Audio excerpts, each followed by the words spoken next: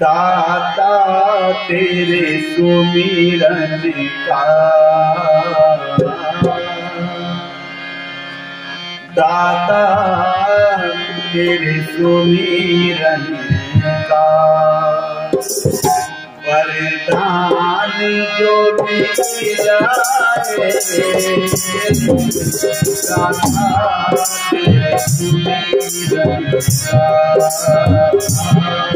दाता तेरे सुमिरन का वरदान जो मिल जाए, मुरझाई कली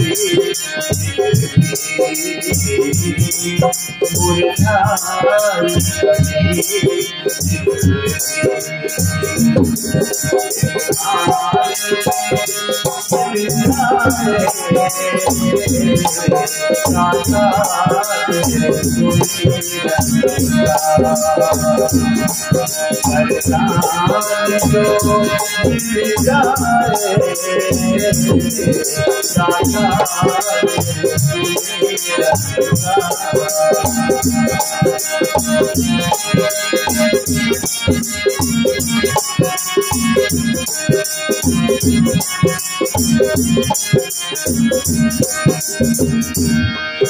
सुनते हैं तेरी रहमत, दिन रात बरसती है। सुनते हैं तेरी रहमत, दिन रात बरसती है। एक बूंद जो मिल जाए, एक बूंद जो मिल जाए, खबर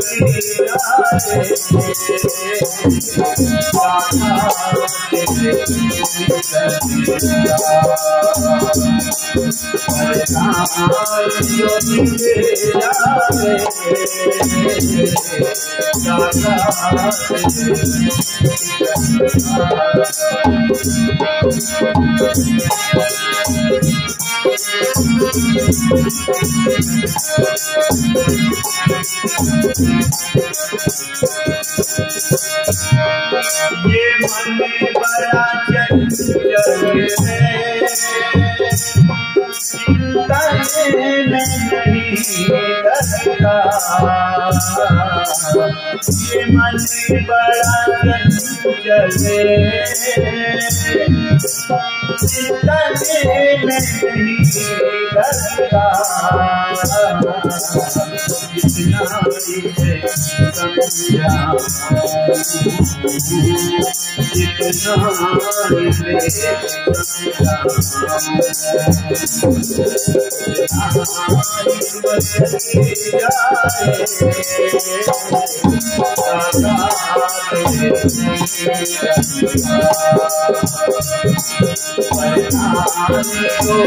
जितना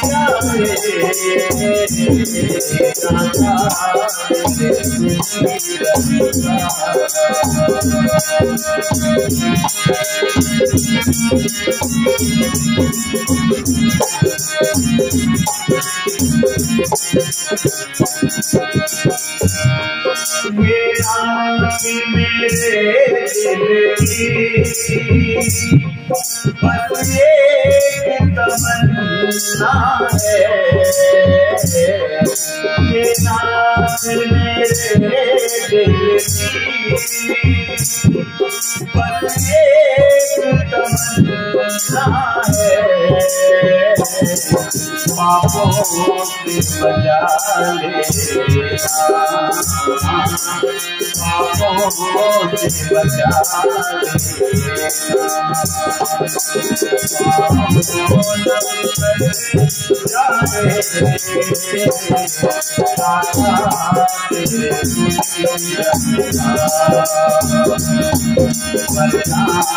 जो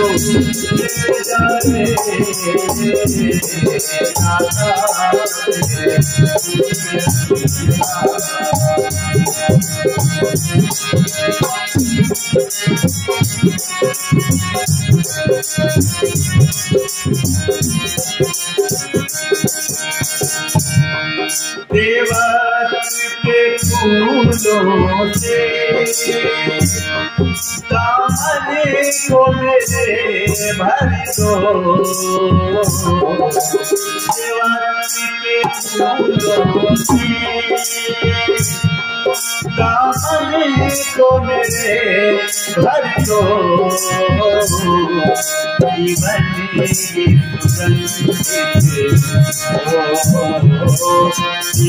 जीवन की सुगंध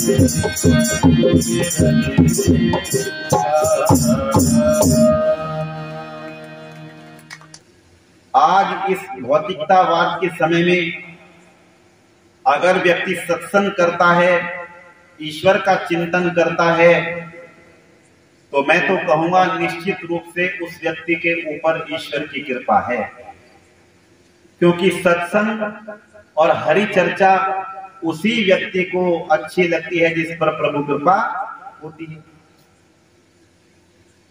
तो आप लोगों का और हम लोगों का बड़ा सौभाग्य है, हम यहाँ पर उपस्थित हैं।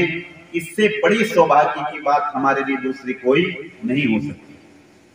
उसी श्रृंखलानुसार मैंने आपके मध्य भजन रखा, दाता तेरे सुमिरन का वरदान जो मिल जाए, मुरझाई कभी दिल की एक आन में खिल जाए। सज्जनों, जिस व्यक्ति के ऊपर ईश्वर की कृपा हो जाती है, जिस व्यक्ति का हाथ ईश्वर थाम लेता है, निश्चित रूप से उसकी समस्त शुभकामनाएं पूर्ण होने लगती, उसका जीवन धन्य हो जाता है। वो बुरे मार्ग को छोड़कर अच्छे मार्ग पर चल देता है, बुराइयों को छोड़कर अच्छाइयों को ग्रहण कर लेता है, और केवल अपने आप ही अच्छा नहीं बनता, अपनी ही बुराइयों को नहीं छोड़ता, अपितु दूसरों की बुराइयों को भी छुड़ाने का प्रयत्न करता है, दूसरों को भी अच्छा बनाने का कार्य करता है। इसलिए विद्वानों ने कहा है, तुम थोड़ा सा समय निकालकर उस ईश्वर का चिंतन करो, उसका गुणगान करो, जिसके द्वारा उस ईश्वर के गुण कर्म स्वभाव तुम्हारे अंदर आने लगे, और फिर उन गुण कर्म स्वभाव को अपनाकर तुम अपने जीवन को तो धन्य बनाओ ही, दूसरों के जीवन को भी धन्य बनाओ। लेकिन क्या करें, आज तो लोगों के पास ईश्वर का गुणगान करने के लिए समय नहीं है, सत्संग करने का समय नहीं है। फिर बताओ ईश्वर के गुण कर्म स्वभाव हमारे अंदर कैसे आएंगे? अगर लोगों से बात करो, भाई थोड़ा सा समय निकाल कर ईश्वर का गुणगान किया करो, चिंतन किया करो, तो लोग कहते हैं जी ईश्वर का गुणगान करने की बात करते हो, सत्संग में जाने की बात करते हो, हमें तो मरने की भी फुर्सत नहीं। इतनी बड़ी बात कहते हो, हमें तो मरने की भी फुर्सत नहीं, इतने काम हमारे लिए हैं, उनसे ही हमें समय नहीं मिलता। फिर बताओ ईश्वर का भजन कैसे करें, सत्संग कैसे करें? देखो, जिस ईश्वर की कृपा से हमें सब कुछ प्राप्त हो रहा है, खाने के लिए मिल रहा है, मनोरंजन करने के लिए मिल रहा है, घूमने फिरने के लिए मिल रहा है। दुर्भाग्य देखिए हमारा उस ईश्वर का गुणगान करने के लिए, चिंतन करने के लिए हमारे पास समय। अच्छा बताओ, इससे बड़ी दुर्भाग्य की बात और कोई दूसरी हो सकती है? इससे बड़ी दुर्भाग्य की बात दूसरी कोई नहीं हो सकती। पर ऐसे लोगों के लिए तुलसीदास जी लिखते हैं सज्जनों रामचरितमानस में, भजन करन को आलसी भोजन को तैयार, भजन करन को आलसी भोजन को तैयार, और तुलसी ऐसे जीव को बार बार धिक्कार। अरे खाने पीने के लिए तो हर समय तैयार रहता है, किसी भी समय कहो खाने के लिए तैयार हो जाता है। और हमने तो देखा है लोग आजकल 12-12 बजे 2-2 बजे रात को खाते हैं। और अगर भगवान का भजन करने के लिए कहो, सत्संग में जाने के लिए कहो, तो बहाने बनाते हैं कि हमारे पास तो समय है ही नहीं। और चीजों के लिए समय है, लेकिन ईश्वर का गुणगान करने के लिए, सत्संग करने के लिए व्यक्ति के पास समय नहीं है। फिर बताओ कैसे हमें ज्ञान प्राप्त होगा? तुलसीदास जी तो लिखते हैं, बिन सत्संग विवेक ना होई, ईश कृपा बिन सुलभ ना सुनी। बिना सत्संग के व्यक्ति को ज्ञान प्राप्त नहीं होता, और जब तक ज्ञान प्राप्त नहीं होगा तो ईश्वर की ओर कैसे बढ़ेगा? इसलिए आओ, अगर हमें ईश्वर की कृपा प्राप्त करनी है तो सत्संग करें। सत्संग के द्वारा हम ईश्वर का चिंतन करें, गुणगान करें, अपने कार्यों को शुद्ध करें, पवित्र करें। निश्चित रूप से हमारा कल्याण होगा। और जब व्यक्ति के ऊपर ईश्वर की कृपा हो जाती है, ईश्वर की दया दृष्टि हो जाती है सज्जनों, तो फिर एकांत स्थान पर बैठकर व्यक्ति कह उठता है, तेरे नाम का सुमिरन करके मेरे मन में सुख भर आया। तेरे नाम का सुमिरन करके मेरे मन में सुख भर आया। तेरी दया तो मैंने पाया, तेरी कृपा तो मैंने पाया। तेरी दया तो मैंने पाया, तेरी कृपा तो मैंने पाया। तेरे नाम का सुमिरन करके मेरे मन में सुख भर आया।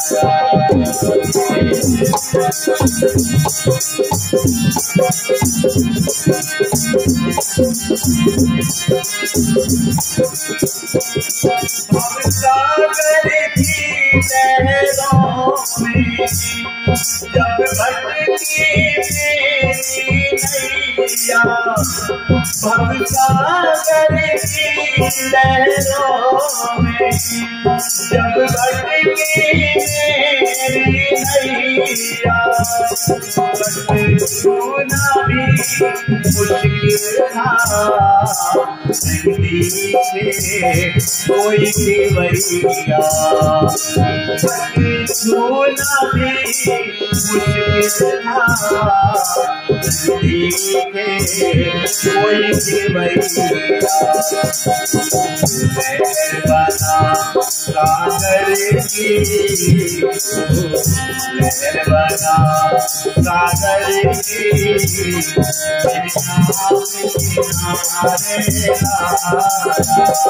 तेरी दया को मैंने पाया, तेरी कृपा को मैंने पाया।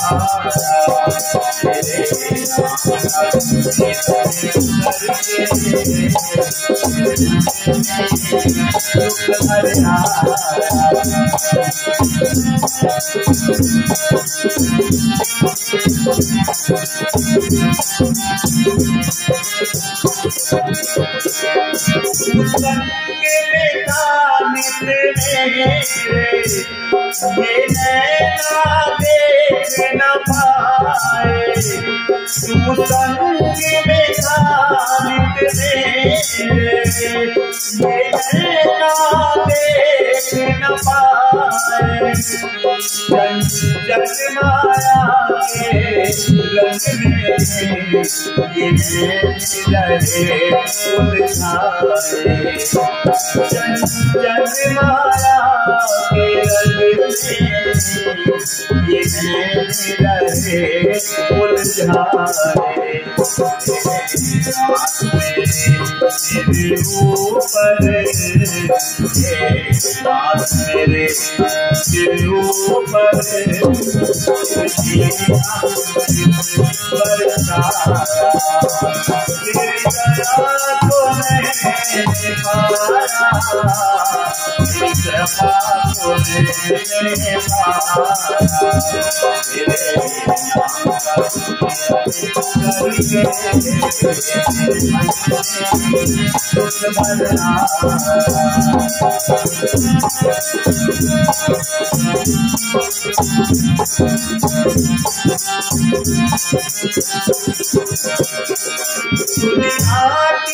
ठोकर खाकर जब हुआ कभी बेसहारा, दुनिया की ठोकर खाकर जब हुआ कभी बेसहारा, नहीं अपना पाकर कोई जब मैंने तुम्हें पुकारा, नहीं अपना पाकर कोई जब मैंने तुम्हें पुकारा।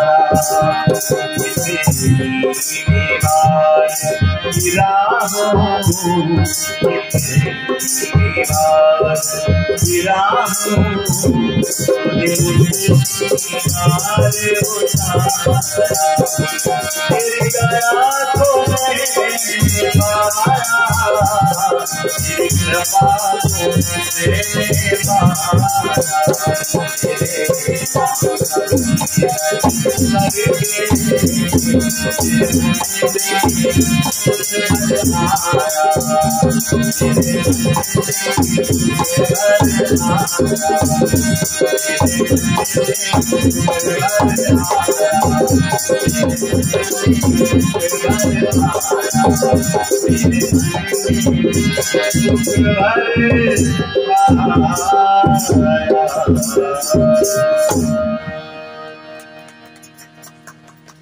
तेरे नाम का सुमिरन करके मेरे मन में सुख भर आया, तेरी दया को मैंने पाया, तेरी कृपा को मैंने पाया। सज्जनों, जब उस ईश्वर की ओर व्यक्ति बढ़ता है, उसका चिंतन करता है, उसका सुमिरन करता है, तो दया भी उसकी प्राप्त करता है और कृपा भी उसकी प्राप्त करता है, आनंद भी उसका प्राप्त करता है। इसलिए आओ हम उस ईश्वर की ओर बढ़ने का प्रयत्न करें। और आगे ग्रंथों में लिखा है, हम ईश्वर का गुणगान करने के साथ साथ, उसका चिंतन करने के साथ साथ अपने अंदर से 3 दोषों को भी दूर करने का प्रयत्न करें। जब तक वे 3 दोष हमारे अंदर रहेंगे, ध्यान रखना, हम उन्नति नहीं कर सकते, हम सुख शांति प्राप्त नहीं कर सकते। प्रश्न किया, उन्नति करने के लिए, सुख शांति प्राप्त करने के लिए कौन से 3 दोषों को दूर करें? तो बहुत अच्छे ढंग से ग्रंथों में समझाया है। नंबर 1, अन्न दोष। अपने अन्न दोष को दूर करने का प्रयत्न करें, अर्थात दोष रहित अन्न को हम ग्रहण करें। जिस व्यक्ति के अंदर अन्न दोष आ जाता है, ध्यान रखना, वो भी उन्नति की ओर अग्रसर नहीं होता। इसलिए कहा है, पहला व्यक्ति का दोष है अन्न दोष, अर्थात दूषित अन्न, अशुद्ध अन्न, उसे दूर करने का प्रयत्न करे व्यक्ति। क्योंकि ग्रंथों में लिखा है, जैसा खाए अन्न वैसा बने मन। जैसा व्यक्ति अन्न खाता है वैसा उसका मन बनता है, और जैसा व्यक्ति का मन बनता है वैसे उसके विचार बनते हैं, और जैसे व्यक्ति के विचार बनते हैं वैसा व्यक्ति कर्म करता है, और जैसा व्यक्ति कर्म करता है वैसा उसे हानि लाभ होता है, सुख दुख प्राप्त होता है। इसलिए कहा है, तुम अपने कर्म को शुद्ध करने के लिए अपने विचारों को शुद्ध करो, विचारों को शुद्ध करने के लिए अपने मन को शुद्ध करो, और मन को शुद्ध करने के लिए अपने अन्न को शुद्ध करो। अन्न अगर हमारा दूषित है तो ध्यान रखना हमारा मन कभी भी शुद्ध नहीं हो सकता। इसलिए कहा है तुम प्रयत्न ऐसा करो जिसके द्वारा तुम्हारा अन्न शुद्ध हो। और आज तो देखें आप, अन्न अशुद्ध भी हो रहा है और अपवित्र भी हो रहा है, जबकि भगवान ने तो हमें आदेश दिया है शुद्धा पूता भवति यज्ञा से, प्रभु आप मुझे अंदर और बाहर से शुद्ध और पवित्र कर दीजिए। अच्छा बताओ, शुद्ध और पवित्र एक ही चीज है या अलग अलग है जी? शुद्ध और पवित्रता एक ही चीज है या अलग अलग है?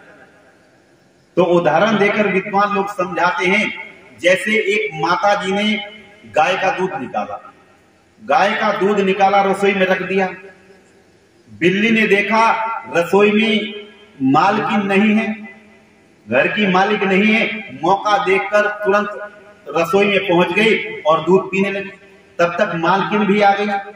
जैसे ही मालकिन आई, गृहिणी आई, तो बिल्ली देखकर भाग गई। अच्छा अब बताओ, वो दूध अशुद्ध है या अपवित्र है? उस दूध की पवित्रता गई या अशुद्धता गई जी? उसकी शुद्धता गई या पवित्रता गई? देखो, उस दूध की पवित्रता गई, शुद्धता नहीं गई। शुद्धता कब जाती? जब उसमें मिलावट हो जाती। अगर किसी प्रकार की मिलावट उसमें होती तो उसकी शुद्धता जाती, लेकिन शुद्धता उसकी नहीं गई, अपवित्र हुआ है, क्योंकि बिल्ली ने झूठा कर दिया। इसलिए दोनों तरह की प्रार्थना की गई है, हम बाहर से शुद्ध हो, अंदर से पवित्र हो। जब व्यक्ति का जीवन ऐसा बन जाएगा तो ध्यान रखना फिर उसका अनदोष दूर हो जाएगा। इसलिए कहा है तुम अपने अनदोष को दूर करने का प्रयत्न करो। लेकिन अनदोष कैसे दूर होगा? तो ग्रंथों में लिखा है जब तक तुम्हारा धन शुद्ध नहीं होगा तब तक तुम्हारा अन्न भी शुद्ध नहीं होगा। अन्न को शुद्ध करने के लिए तुम अपने धन को शुद्ध करो, अर्थात धर्म पूर्वक धन कमाओ, अधर्म पूर्वक धन मत कमाओ। अधर्म पूर्वक धन कमाओगे तो अन्न अशुद्ध होगा, और धर्म पूर्वक धन कमाओगे तो अन्न शुद्ध होगा। लेकिन आज हमारा धन भी अशुद्ध हो रहा है तो अन्न भी अशुद्ध हो रहा है।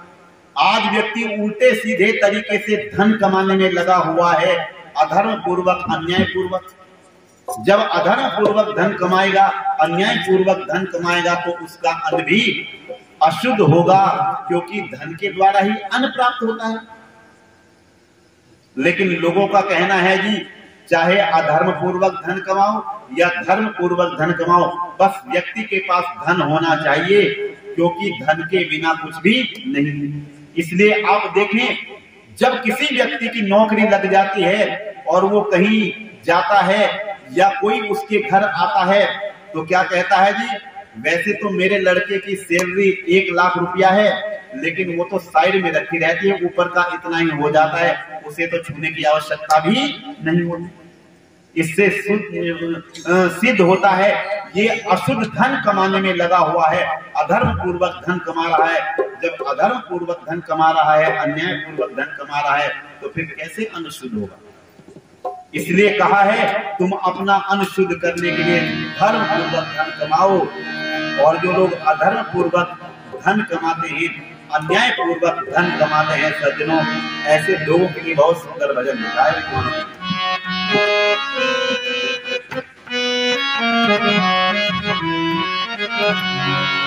मूर्ख बंदे क्या है जग में तेरा, मूर्ख बंदे क्या है जग में तेरा।